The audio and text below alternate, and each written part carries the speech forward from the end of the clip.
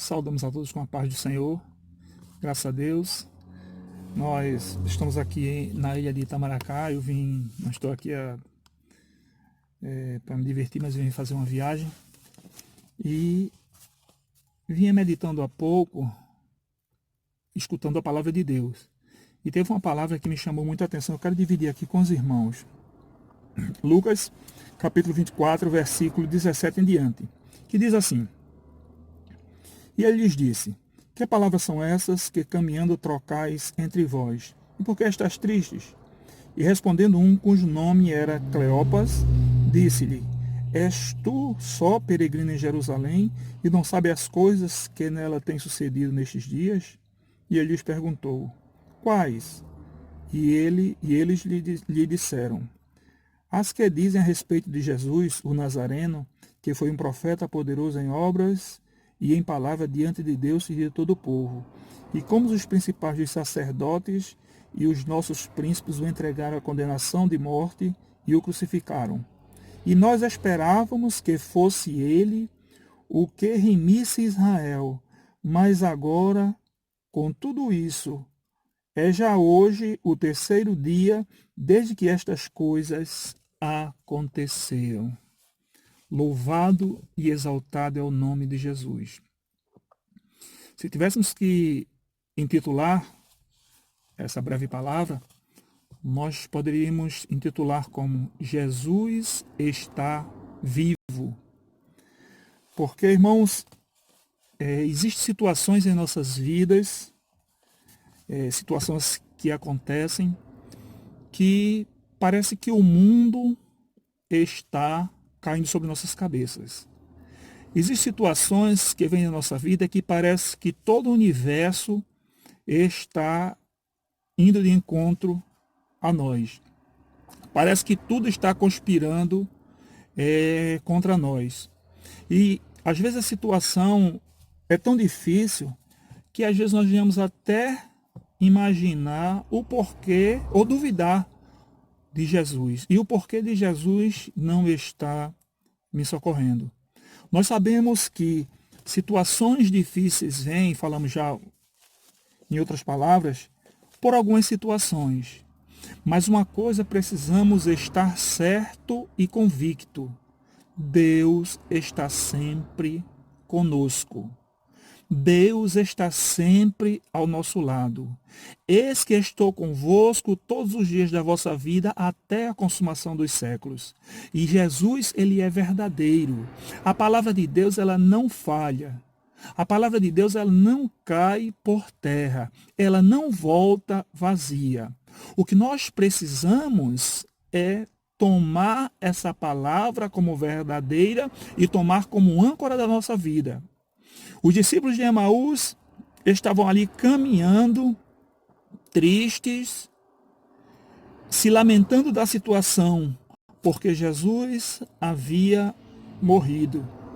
Porque toda aquela esperança daqueles homens havia minguado, havia acabado ali dentro do sepulcro com Jesus Cristo. E eles começaram e Jesus se aproxima deles. E muitas vezes, irmãos, a situação é tão difícil que Jesus se aproxima de nós, Jesus está ao nosso lado e às vezes não conseguimos sentir a presença de Deus em nossas vidas. Não conseguimos reconhecer que Deus é o nosso refúgio. Não conseguimos entender que Deus está ali nos consolando e nos confortando. Às vezes a situação é tão difícil que os nossos olhos ficam ali como os olhos de Saulo, como que uma névoa cobrindo para nós vermos. E Jesus começa a chamar a atenção daqueles homens e diz: Por que estás triste? O que é que estás conversando entre vocês? E aquele rapaz, aqueles dois homens olham para Jesus e dizem: És tu peregrino? Tu não pertence aqui, não soubesse aí de um tal Jesus que era poderoso, um profeta poderoso em palavras, não só em palavras, mas também poderoso em obras? Nós entendíamos que era ele que ia restaurar Israel. E como os sacerdotes o perseguiram e o mataram, mas já é o terceiro dia e ele está morto. Como é que nós olhamos para o nosso Deus? Será que nossa situação está semelhante àqueles discípulos que perderam toda a esperança porque jogaram a sua esperança num Jesus morto, num Jesus que foi sepultado e deixou de lado toda a palavra que Jesus havia falado, que disse, olha, eu vou morrer, ninguém tira minha vida, eu dou, mas ao terceiro dia eu irei ressuscitar.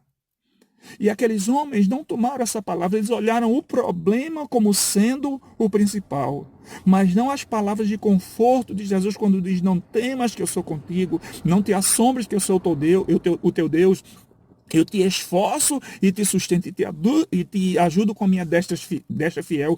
Eis que envergonhados e confundidos serão todos que se levantarem contra ti, tornam-se-ão nada os que contenderem contigo. A palavra de Deus, ela tem 366 vezes a palavra não temas. É como se Jesus a cada dia do ano, ele estivesse nos confortando e nos consolando. Não temas que eu sou contigo. Não temas que eu estou ao teu lado. Não te assombres com a situação. A noite pode parecer escura, mas eu sou a luz do mundo. O mundo pode estar padecendo faminto, mas eu sou o pão da vida.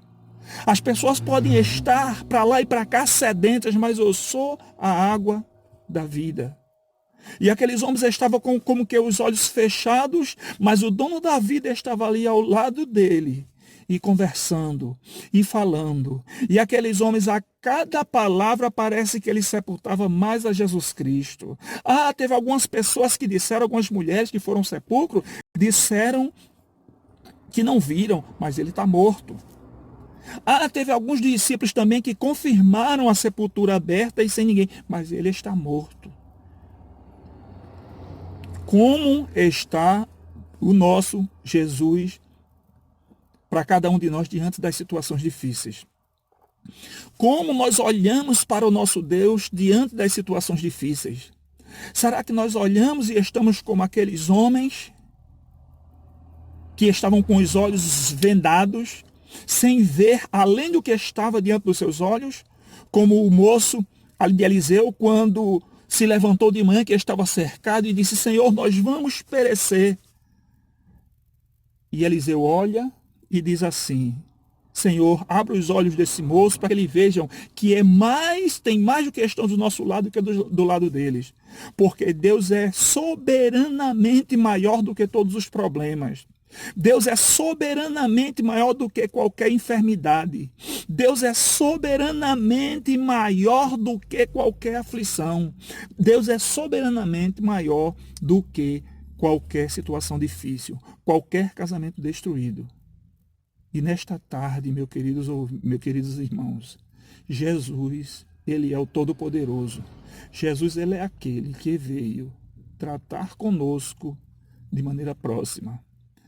Quando a situação parece estar difícil, quando a noite parece estar mais escura, Jesus, ele chega do nosso lado e ele diz, o que é que estás conversando?